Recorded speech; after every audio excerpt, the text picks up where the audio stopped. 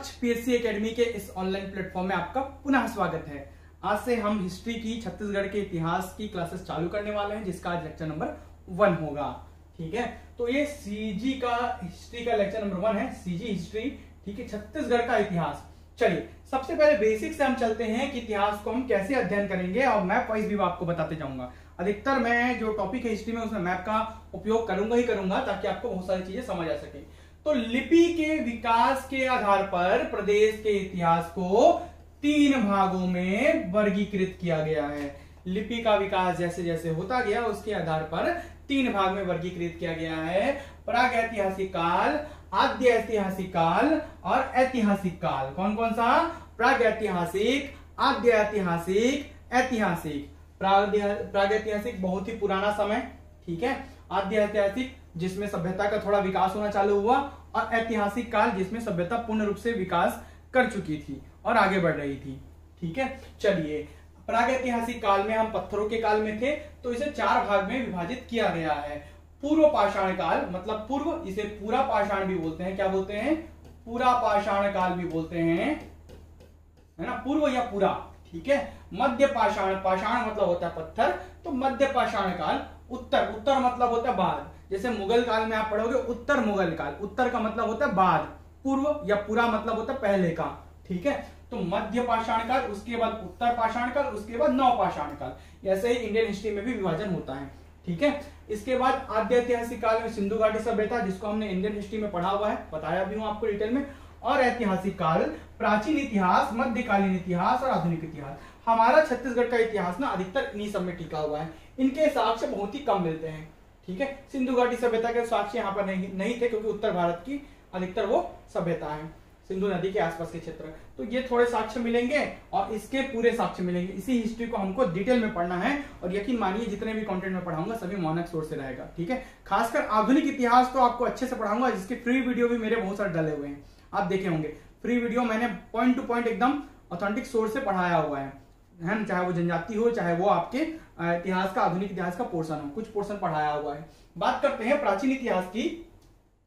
तो प्राचीन इतिहास, हालांकि ये इसका हिस्सा है, लेकिन पाषाण काल को हम उसी के अंतर्गत देखेंगे। ठीक है, वैदिक काल देखेंगे हम, रामायण काल देखेंगे, महाभारत काल देखेंगे, महाजनपद काल देखेंगे, इसके बाद मौर्य काल देखेंगे प्राचीन इतिहास के अंतर्गत, फिर सातवाहन वंश को देखेंगे। ये सभी भारतीय इतिहास में आप भी देखेंगे। ठीक है, इसके बाद कुषाण, जो विदेशी आक्रमण, मेघ वंश देखेंगे, वाकाटक वंश देखेंगे, गुप्त काल देखेंगे। इसके बाद हम छत्तीसगढ़ के जो सीमावर्ती क्षेत्र में, मतलब छत्तीसगढ़ के सीमा के अंदर जो नए नए स्थानीय राजवंश पैदा हुए थे, उत्पन्न हुए थे, उद्भव हुए थे, उनको देखेंगे। तो ये स्थानीय राजवंश है, जिसमें से राजर्षि तुल्य कुल बोलते हैं, या राजर्षि तुल्य वंश कहा जाता है।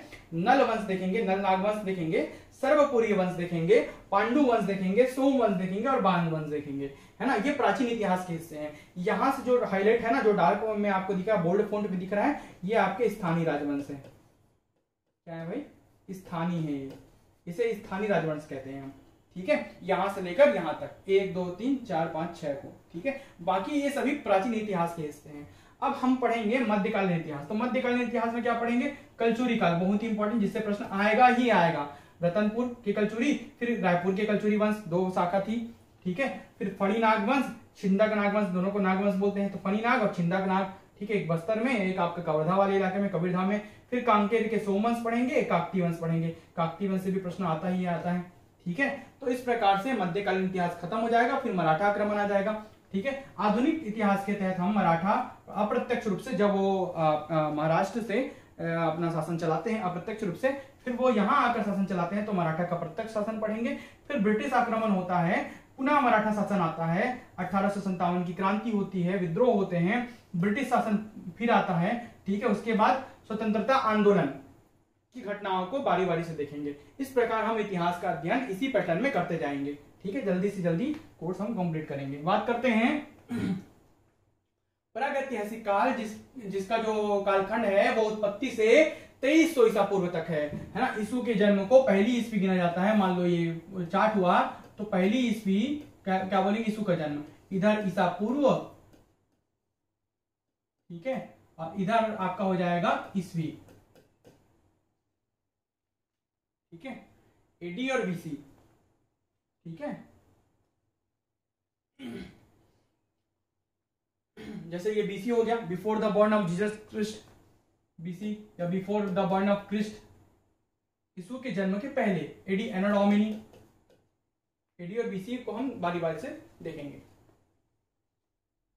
ठीक है। तो ये उत्पत्ति से लेकर 2300 ईसा पूर्व तक, उत्पत्ति से लेकर 2300 ईसा पूर्व मान में ही कहीं पर होगा, तो वहां तक हम पढ़ेंगे क्या, प्रागैतिहासिक काल। इसके अंतर्गत हम पढ़ते हैं पूरा पाषाण काल को, पूरा पाषाण काल या पूर्व पाषाण काल, ठीक है। पूरा पाषाण काल के अंतर्गत छत्तीसगढ़ में बहुत सारे साक्ष्य मिलते हैं, जैसे कि सिंघनपुर की गुफाएं रायगढ़ में, महानदी घाटी रायगढ़। तो दोनों कहाँ है, रायगढ़ में है। कहाँ है, रायगढ़ में। तो रायगढ़ जिले से संबंधित है पूरा पाषाण काल के साक्ष्य। सिंघनपुर की गुफाएं, महानदी घाटी, याद रखिएगा, दिमाग में याद कर लीजिए, सिंघनपुर की गुफाएं, महानदी घाटी, ऐसा कोडिंग में याद करेंगे। इतिहास को ऐसे ही कुछ कुछ बताते जाऊंगा मैं, बीच बीच में याद करते जाइएगा। सिंघनपुर की गुफाएं, महानदी घाटी, सिंघनपुर की गुफाएं, महानदी घाटी। पत्थर के हस्तचलित कुदाल मिले हैं, पत्थर के कुदाल जो हाथ से चलाए जाते हैं, ठीक है, वो उसके साक्ष्य मिले हैं सिंघनपुर की गुफा, महानदी घाटी से, ठीक है, रायगढ़ से, ठीक है। इसके अलावा अन्य जो स्थल है वो है बोतलदा, छापामाड़ा, भंवरखोल, गीधा, सोनबरसा, ये सभी रायगढ़ से लगे हुए इलाके हैं। यहाँ शैल चित्र एवं लघु पाषाण औजार मिले, पाषाण मतलब पत्थर के, लघु मतलब छोटे छोटे पत्थर के औजार मिले हैं, और शैल चित्र, शैल मतलब पत्थर, पत्थरों पर चित्र मिले हैं, ठीक है। चलिए बात करते हैं मध्य पाषाण काल की। किसकी बात करेंगे, मध्य पाषाण काल की। तो मध्य पाषाण काल में आपको देखने मिलेगा कबरा पहाड़, रायगढ़ का कबरा पहाड़। कबरा मतलब जैसे बोलते हैं चितकबरा दिख रहा है, तो ये क्या है भाई, जिसमें बहुत सारे चित्र बने हुए हैं, तो कबरा पहाड़, ठीक है, कबरा पहाड़। अन्य स्थल में आपका बस्तर का कालीपुर, गढ़ है ना, घोघरा, गढ़चंदेला, राजपुर, ये सभी अन्य स्थल मध्य पाषाण काल से संबंधित है, बस्तर के, ठीक है। कबरा पहाड़ मुख्य रूप से है जहां पर लाल रंग की छिपकली है ना, सैल पर पत्थरों पर गुदी हुई, ठीक है, लाल रंग की छिपकली मिली है, घड़ियाल के चित्र मिले हैं, कुल्हाड़ी, सांभर आदि की चित्रकारी मिली है, ठीक है। लंबे फलक वाले औजार मिले हैं यहाँ पर, जिसके फलक क्या है, लंबे हैं। अर्धचंद्राकार लघु पाषाण औजार मिले हैं, आधे चंद्राकार के छोटे पत्थरों के औजार मिले हैं। लंबे फलक वाले औजार, अर्धचंद्राकार लघु पाषाण औजार कहां से मिले, मध्य पाषाण काल से मिले हैं, याद करेंगे। पत्थर के हस्तचलित कुदाल, शैल चित्र, लघु पाषाण औजार, ठीक है। उत्तर पाषाण काल मतलब बाद का जो पाषाण काल आया उसको याद करेंगे, डीएमएस, धनपुर, महानदी घाटी, सिंघनपुर की गुफाएं, एसएम या एमएस ऐसा हो सकते हैं ना। तो धनपुर गौरेला पेंड्रा मरवाही में आता है, पहले बिलासपुर के अंतर्गत आता था, वर्तमान में गौरेला पेंड्रा मरवाही के अंतर्गत, ठीक है। महानदी घाटी रायगढ़ के अंतर्गत, सिंघनपुर की गुफाएं रायगढ़ के अंतर्गत। तो जो डीएमएस है ना, ये उत्तर पाषाण काल से संबंधित ज्यादा मिलते हैं। मानव आकृतियों का चित्रण मिलता है पत्थरों पर, मानव आकृतियों का चित्रण यहाँ पर मिलता है डीएमएस में, ठीक है। नव पाषाण काल से संबंधित स्थल है, ठीक है, अर्जुनी दुर्ग का, चितवा डोंगरी राजनांदगांव का, ठीक है, बोनटीला राजनांदगांव का, टेरम रायगढ़ का, अर्जुनी एसीबीटी, ठीक है, अर्जुनी दुर्ग का, चितवा डोंगरी राजनांदगांव का, बोनटीला राजनांदगांव का, टेरम रायगढ़ का, याद रखेंगे। ये 9 पाषाणकालीन स्तर हैं। इसमें अर्जुनी बोनटीला से छिद्रित घन औजार मिले हैं, ठीक है, और धनपुर से हस्त कुठार मिले हैं। धनपुर से आपको देखने मिलेगा हस्त कुठार, धनपुर भी यहाँ पर का क्षेत्र है, धनपुर इसमें शामिल नहीं किया हूं, शामिल कर देता हूं। तो धनपुर से आपको मिले हैं हस्त कुठार, ठीक है, नवपाषाणकालीन हस्त कुठार धनपुर से मिले हैं। नवपाषाणकालीन स्थल धनपुर इसमें आता है उत्तर पाषाण काल में, लेकिन कुछ साक्ष्य धनपुर से भी मिले हैं हस्त कुठार के नवपाषाणकालीन। अर्जुनी बोनटीला से छिद्रित घन के औजार मिले हैं। पूछेगा छिद्रित घन के औजार किस पाषाणकालीन है, तो नवपाषाणकालीन है, ऐसे आपको उत्तर देना है, ठीक है। चलिए बढ़ते हैं आगे, हम कुछ और अन्य तथ्यों को देखेंगे। तो उसके पहले हम देख लेते हैं फिर से एक बार रिवाइज टाइप से छत्तीसगढ़ के मैप में।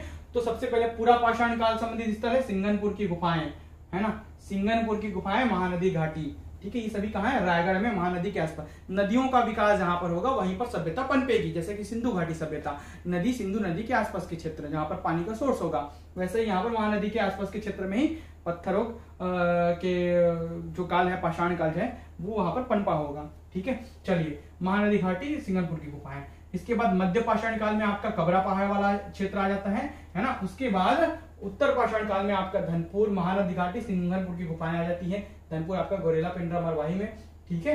नवपाषाण काल में आपका अर्जुनी दुर्ग का, चितवा डोंगरी राजनांदगांव का, टेरम रायगढ़ का, ठीक है, और अन्य स्थल भी आ जाते हैं। पाषाण घेरे कहां कहां पर मिले हैं इसको डिटेल्स में हम पढ़ लेते हैं। मैप को देख लीजिए, याद हो जाएगा ऐसे ही। 4 स्थल यहाँ का, 1 यहाँ का, 2 यहाँ के, ठीक है।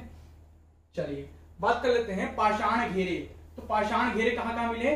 बालोद के करही भदर चिरचारी सोरर, करही भदर चिरचारी सोरर, KCS, करही भदर चिरचारी। ऐसे ही याद किया हूं मैं, और ऐसे ही आपको भी याद करना चाहिए, कोडिंग से फट से याद आता है। कोडिंग ही याद करोगे तो ही याद आता, नहीं तो इतिहास इतना विस्तृत है कि आप भूल जाओगे। करही भदर चिरचारी सोरर, ठीक है। यहां से शवों को दफनाकर बड़े पत्थरों से ढक दिया जाता था, तो इसके साक्ष्य मिले हैं, ठीक है। कुंडा गांव के गढ़ धनौरा जो क्षेत्र है वहां पर मध्य पाषाण काल युगीन 500 स्मारक घेरे, ठीक है, प्राप्त हुए, जिसकी खोज कामले व मिश्र के द्वारा की गई थी। किसके द्वारा? कामले व मिश्र के द्वारा।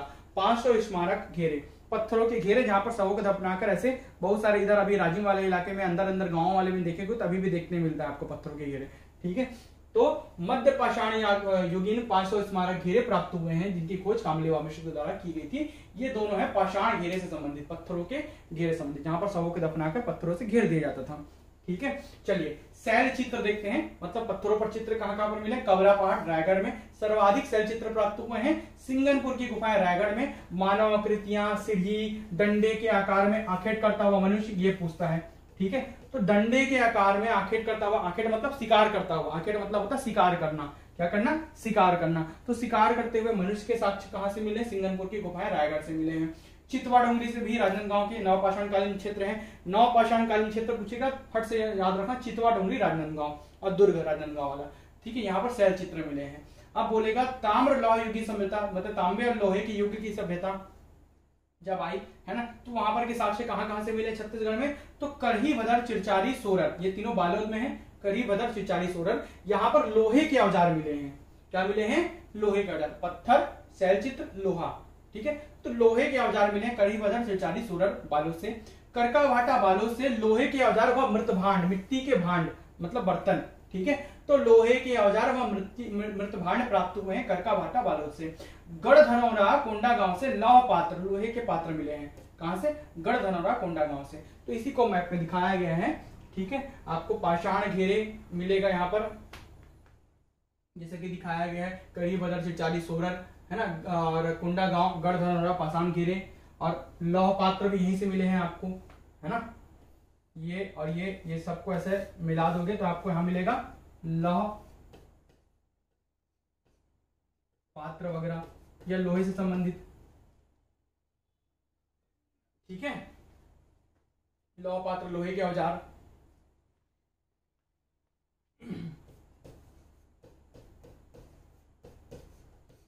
चलिए अब बढ़ते हैं आगे।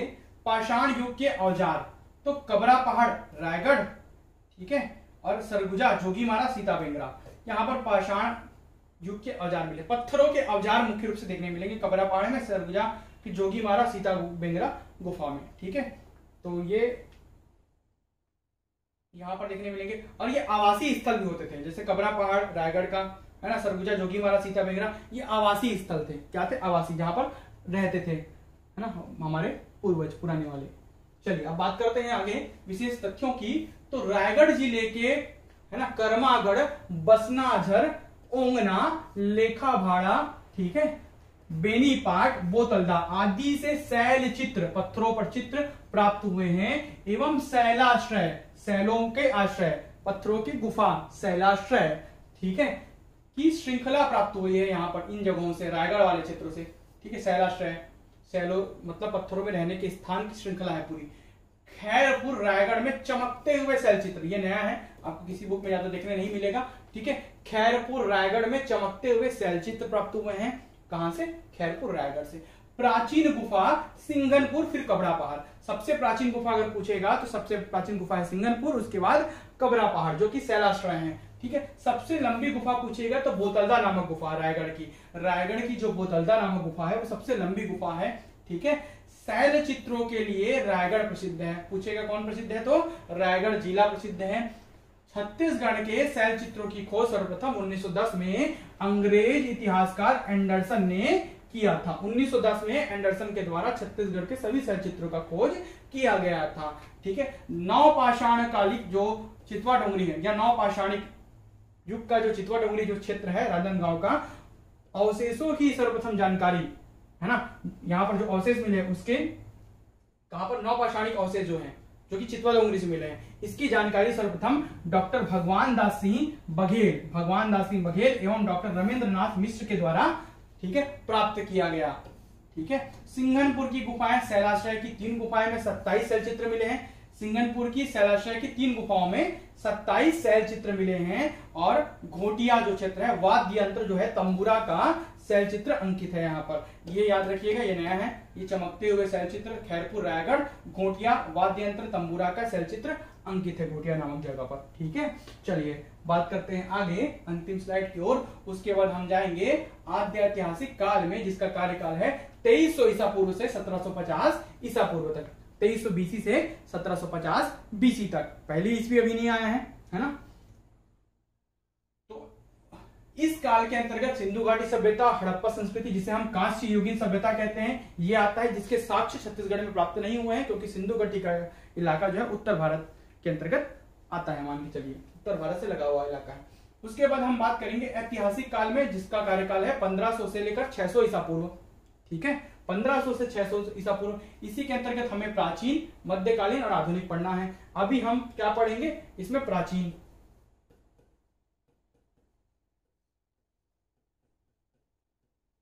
अब हम पढ़ने जा रहे हैं प्राचीन इतिहास। ठीक है, प्राचीन इतिहास इस काल के अंतर्गत वैदिक सभ्यता का काल आता है।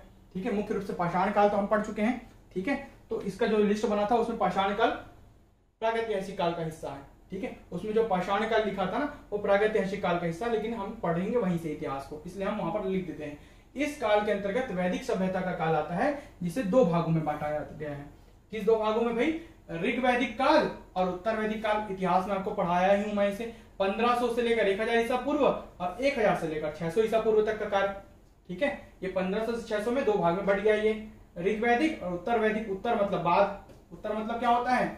बाद का वैदिक काल। ऋग वैदिक काल, इस काल में ऋग्वेद की रचना हुई एवं सभ्यता के निर्माता जो आर्य थे, ठीक है, जो इस काल में पंचनद क्षेत्र, 5 नदियों का क्षेत्र, ठीक है, पंचनद क्षेत्र उत्तर भारत जिसे मुख्य रूप से कहा जाता है, सिंधु और उसकी सहायक नदियां, ठीक है, तक विस्तृत थे। मतलब आर्य उत्तर भारत तक ही आए थे, इधर थोड़ा सा उनका विस्तार नहीं हुआ था, तो थोड़ा साक्ष्य कम मिलते हैं। अतः ऋग्वेद में छत्तीसगढ़ का वर्णन नहीं मिलता है, यहाँ पर साक्ष्य नहीं मिलता है ऋग्वेद में, सीधी सीधी बात है। ठीक है, क्योंकि आर्य हिंद कुश पर्वत पार करके सिंधु नदी घाटी के तट पर आए थे और वहां से फिर उत्तर भारत में उन्होंने, ठीक है, विकास किया, विस्तार किया। ठीक है, उत्तर वैदिक काल 1000 से लेकर 600 ईसा पूर्व तक का कार्य। इस काल में आर्यों का विस्तार मध्य भारत में होने तथा नर्मदा नदी को रेवा नदी के रूप में भारत में उल्लेखित किया गया है। ठीक है, इसी काल में ना आर्यों का विस्तार मध्य भारत तक हुआ, जिसमें छत्तीसगढ़ आता है। प्रायद्वीपीय पठार का आधा हिस्सा हमारे छत्तीसगढ़ में आता है ना, मतलब प्रायद्वीपीय पठार के हिस्से के अंतर्गत ही हम छत्तीसगढ़ में हैं। भारत में होने का यहीं पर साक्ष्य मिलता है। नर्मदा नदी को रेवा नदी के रूप में, है ना, उल्लेखित किया गया है तब आर्यों द्वारा। अतः कह सकते हैं कि उत्तर वैदिक काल में छत्तीसगढ़ का वर्णन मिलता है, जिसमें पुराणों में कन्हार नदी को रेणु नदी कहा गया है। पुराणों में, क्योंकि वो उत्तर वैदिक काल के हैं पुराण, है ना, पुराणों में कन्हार को रेणु नदी कहा गया है। वायु पुराण में महानदी को नीलोत्पला कहा गया है। ये पूछा है, एकदम इंपॉर्टेंट प्रश्न है, पीएससी में पूछा है ना। कौशिकी उपनिषद में विंध्य पर्वत का उल्लेख मिलता है, विंध्याचल पर्वत, ठीक है, का उल्लेख मिलता है। तो विंध्याचल पर्वत का उल्लेख मिलता है कौशिकी उपनिषद में, जो छत्तीसगढ़ का उत्तरी हिस्सा है वो वहां से छूता है। वायु पुराण में महानदी को नीलोत्पला कहा गया है ना। पुराणों में कन्हार को रेणु नदी कहा गया है। ये सभी का उल्लेख, मध्य भारत का उल्लेख जो है वो आपको मिलता है यहाँ पर उत्तर वैदिक काल में। तो कह सकते हैं उत्तर वैदिक काल में थोड़ा सा छत्तीसगढ़ का वर्णन आपको मिलता है। ठीक है, इसके बाद हम नेक्स्ट वीडियो में जाएंगे, बाकी आगे के जो चैप्टर्स है वो करते जाएंगे बारी बारी से। ठीक है, यदि आप क्लासेस ज्वाइन करना चाहते हैं तो दिए गए नंबर पर आप मुझे व्हाट्सएप कर सकते हैं, जिसमें मैं ऑनलाइन क्लासेस आपको उपलब्ध कराऊंगा। वीडियो में अंत तक बने रहने के लिए बहुत बहुत धन्यवाद।